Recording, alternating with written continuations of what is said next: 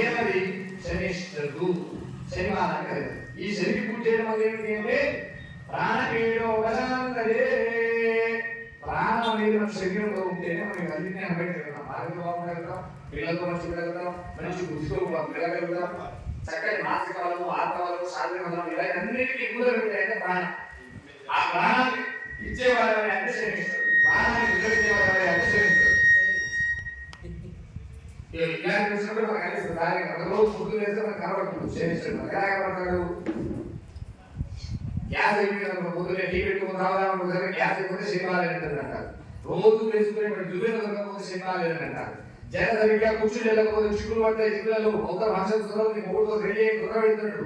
చెక్కులు లేకపోతే సినిమాలు అంటాం. చిక్కుడుగా ఉంటుంది, చిక్కుడుగా ఇళ్ళ సినిమాలు అంటాం. ఆఖరికి మంచి స్నానం చేస్తామంటే దాని చేయకపోతే సినిమాలు అంటారు. పెట్రోల్ లేకపోతే సినిమాలు అంటారు. అసలు ప్రతి దానికి అప్పించడం ఎదుగుతే సినిమాలు అంటారు. మనకి ఇబ్బంది శనివారం చేస్తాం. అన్నిటికీ ఏది కష్టం వచ్చినా శనేశ్వరుడు శనేశ్వరుడు మంచివాడిని కష్టాల రూపంలో మనకి సారా పడుతుంటారు. ప్రతిసారి అన్ని మనకునే ఇచ్చేటైతే ఇంతమంది ఉంటారు, అక్కడ వాళ్ళే ఉండాలి కదా. అందరం పూజ చేసినా అందరం అని చేసినా భగవంతుడు ఎప్పుడు ఎవరికి ఏది ఎక్కడ ఇవ్వాలో అక్కడ అప్పుడు వాళ్ళకి అలా ఇస్తారని. కాబట్టి శనేశ్వరుడి పూజ చేస్తే మనం రాజు చేస్తారు. బాగా బాగా బాగా బాగా బాగా నిష్ణాతోని ఆఖరికి మనం కొట్టే దిగాలో ఉంటుందంటే కుంభస్థలాన్ని కొట్టినట్టుగా ఉంటున్నాము. చిన్న చిన్న కొట్టినప్పుడు ఒకేసారి సాధ్యమైతే కుంభస్థలాన్ని కొట్టే శక్తి ఇస్తారు శనేశ్వరుడు.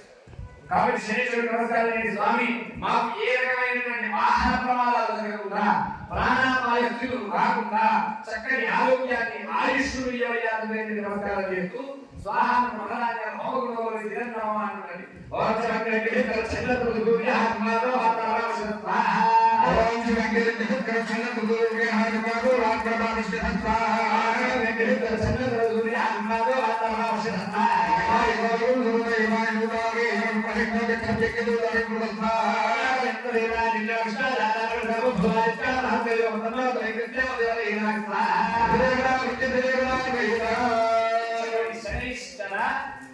గ్రహాయ ఇదన్నమః శరీరాత్మానే మానవీ లోకశాంతి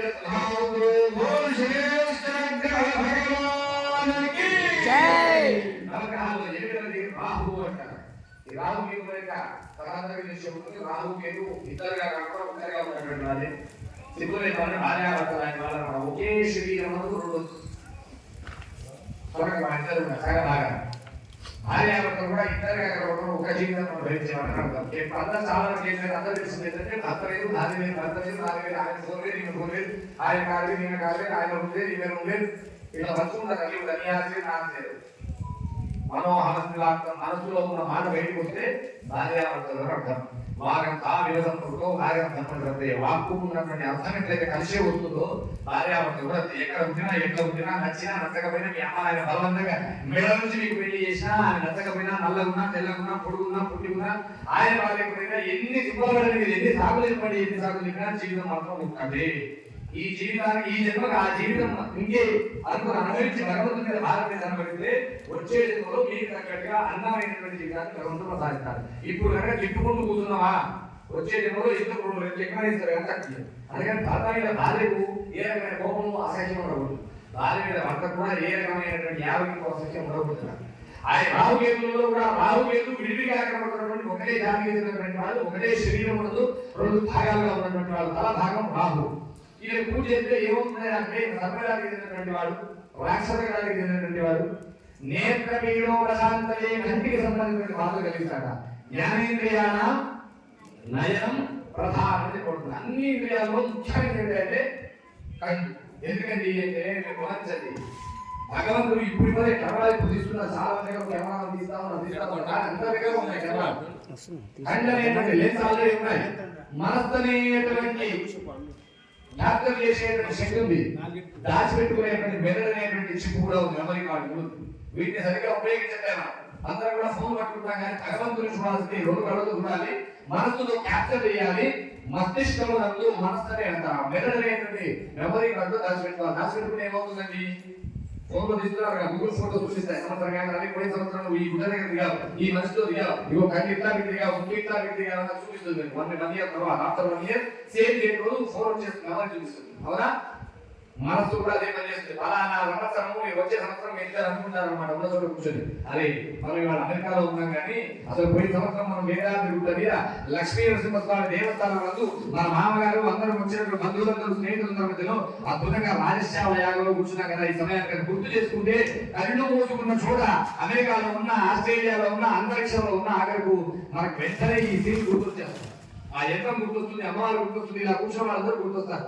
అప్పుడు అది ఫోటో రికార్డ్ అయినట్టు లెక్క, సీసీటీవీలో రికార్డ్ అయినట్టు.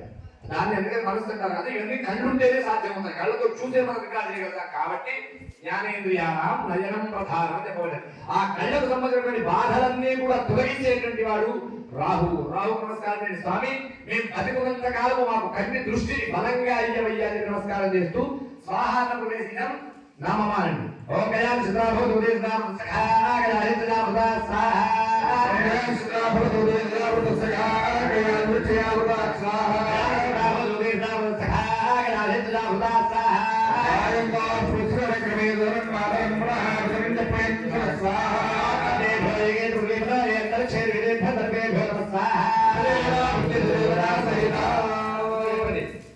రాహు గ్రహాయ ఇదం నమః. రాహు గ్రహ ప్రసాదేన నేత్రమేలో ప్రశాంతిస్తు మాస్తు. బోల్ రాహు గ్రహ భగవాన్ కీ జై.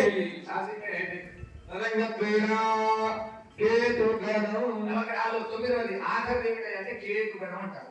ఇది తోక భాగం అన్నమాట. తప్పకుండా శరీరం లేకపోతే ప్రధానం అనేది ఉండదు.